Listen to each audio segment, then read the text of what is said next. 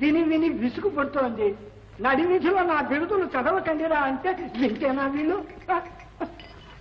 భోభో సచివాగ్రని, ఈ సన్మానాడంబరంతో ఎన్నాళ్ళు తమకి నిలువు జీతం? ఇందులో ఏ విశేషము లేదని నిర్వశేషంగా నేను నిర్వచించేశానుగా. మీరు నిర్వచించిన మన భోజరాజు గారి నమ్మకం ఇంకా ఏ నమ్మకము? నా అంత వాణ్ణి నేను కాదన్న తర్వాత ఏ పండితుడు వచ్చి ఏం ఆహ్వానిస్తాడో రమ్మని చూస్తాను. మహానటి విలాసం దారి దారి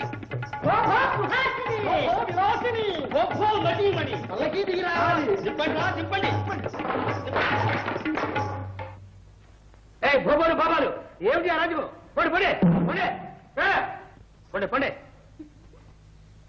పోనీలే సూత్రం, వీరు ఈ శ్లోకాన్ని పూర్తి చేస్తున్నారేమో చూస్తాను. వీళ్ళ వట్టి భూపాలు బాబాలు తమరు కాస్త క్షమించండి. తారసెలినప్పుడల్లా మా మహానటిని ఎందుకు ఇలా ఆపుతారు? వృధాగా ఆగ్రహించకు సూత్రం, శ్రద్ధగా గ్రహించుకో. ఆ పల్లకి గౌరవంతో విలాసవతికి మహానటి అని, ఈ ఛత్ర చామర ఢంగా దివిటీలతో నాకు మహాకవి అని రాజదత్త బిరుదులు. అయితే ఏముంది, సాటి బిరుదాంకితులం.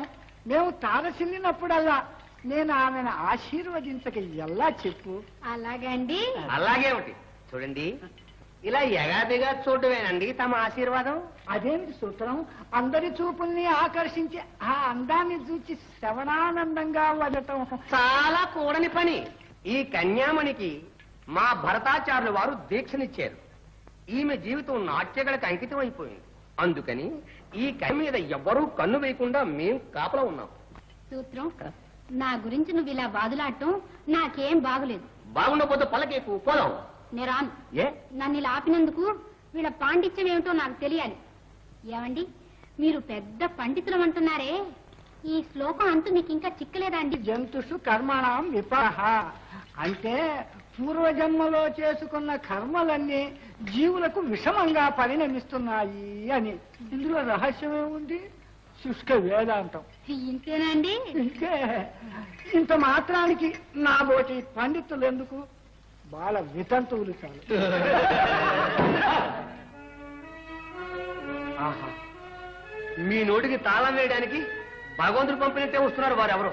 ఆ తేజ చూసారా? ఎవరు మహానుభావుడు. అవును, మహాత్మా శరణు శరణు. లేనాయన, నేను నీ వంటి మానవుడని. అయినా నా కోరిక మీరే తీర్చాలి స్వామి, దయచేయండి. ఈ శ్లోకాన్ని చూడండి స్వామి. ఇక్కడ మా పండితులకు ఏమీ అర్థం కాలేదు. ఈ శ్లోకాన్ని పూర్తి చేసి దీని రహస్యం మీరే వెల్లడించాలి.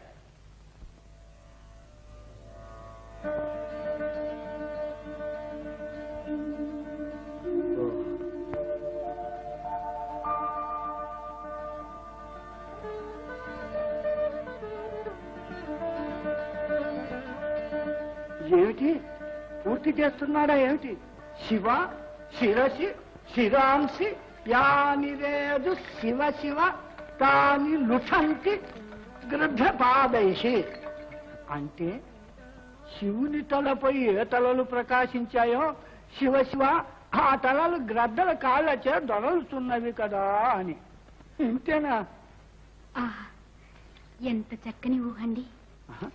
నేను అర్థం చేస్తుంటే నువ్వు మెచ్చుకుంటావే? ఇందులో తాత్పర్యం తేలండి. తన శిరస్సులను అర్పించి శివుని మెప్పించి ఘనుడయ్యాడు. తరువాత రాముల వారు వచ్చినప్పుడు ఆతలలకే గ్రద్దలు తన్నుకుపోయే గతి పట్టింది. అతడు పూర్వం చేసుకున్న కర్మఫలమేగా. మహాత్మా, తమరు మా సత్కారాన్ని స్వీకరించాలి. ఎందుకు? ఈ శ్లోకం నేను రచించలేదు. ఇది హనుమద్ రామాయణంలోని. పూర్వం హనుమంతుల వారు శిలాఫలకముల మీద రామాయణాన్ని రచించారు. అందులో ఒక ఫలకమిది. ఉన్న రహస్యాన్ని కూడా వెల్లడించారు. తమరు మా భోజరాజు గారి దర్శనానికి దయచేయాలి. కానీ మేము మీ రాజదర్శనం కోరి రాలేదు. అయినా మా ఆతిథ్యాన్ని తమరు మన్నించాలి. తప్పదు.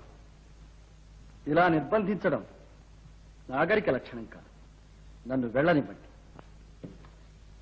ఆశ్చర్యంగా ఉంది. ఎవరో ఈ మహానుభావుడు. వారా?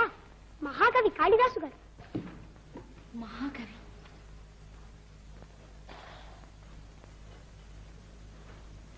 ఏమిటా చూపులు?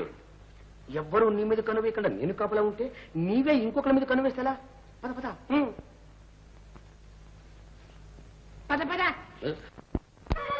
జయము జయము శ్రీ రాజాధిరాజ సింధుల కుమారరత్న సకల సామ్రాజ్య లక్ష్మీ లక్షణాలంకార విక్రమ ప్రతాప అర్ధిజన కల్పభూజ విద్వద్రాజ శిఖామణి శ్రీ శ్రీ శ్రీ భోజ మహారాజులకు బహుపరా సర్వకళా ప్రపూర్ణ విద్యా విశారద శ్రీ శ్రీ శ్రీ భరతాచార్యుల వారు శిలాఫలకాన్ని శుద్ధి చేయించి తీసుకువస్తున్నారు. సభ్యులు సావధాన్. జయ మహారాజా, ఈ శ్లోకం మహాకవి పూరించినట్లే ఉన్నది. ఆహా, ఈ శ్లోకం పూరించిన మహాకవి ఎవరు? మహానుభావుడు ఆచార్యదేవ. అంతటి ప్రతిభావంతుని సత్కరించుకోవడానికైనా మనం నోచుకోలేదు.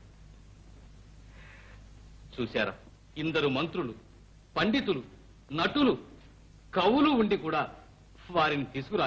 మహారాజా, మీరు చెప్పుడు మాటలు విని అతగాని గురించి అతిగా విచారిస్తున్నారు.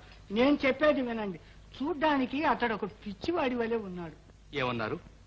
పిచ్చివాడా? మరి మన సత్కారం అంటే అక్షర లక్షలు కదా.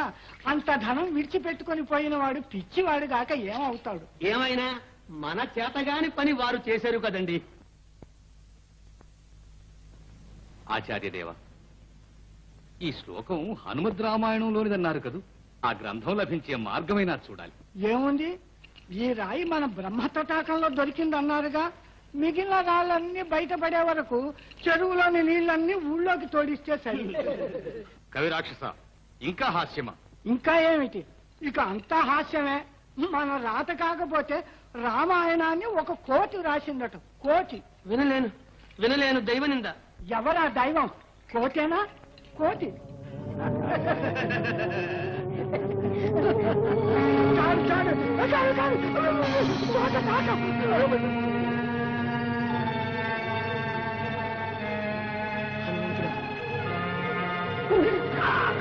ఓరి నరాజమా, కాళిదాసు మహాకవి, అతని వాక్ నిజం, నిజమే. నమ్ముతాను. శరణు, శరణు, శరణు, శరణు. రామపదాబ్జ భక్తుడం రామచరిత్ర శిలాక్షరంబుగా భూమి చలంగజేసి పూజ్య మహాకవి వక్కునెల్ల ప్రజ్ఞామహిమంబులౌనను సుసాటగా మూర్ఖుల త్రుళ్ళనేల్చి నీ మహిమంబుచే మము తరింపగజేసి మారుతి.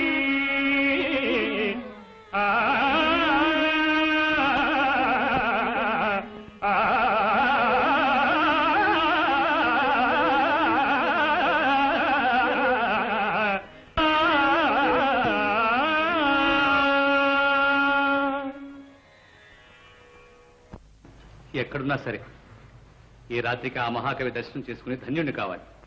నాయనా నాయనా కాస్తాగు. నాయనా, ఆ మహాకవి ఎక్కడున్నాడో చెప్పు. పాదపూజ చేసి బ్రహ్మరథం పట్టి తెచ్చుకుంటాం. శ్రీవారి మీద మీకు అంత గౌరవం ఉంటే మరి ఆయన చెప్పినట్లు వింటారా?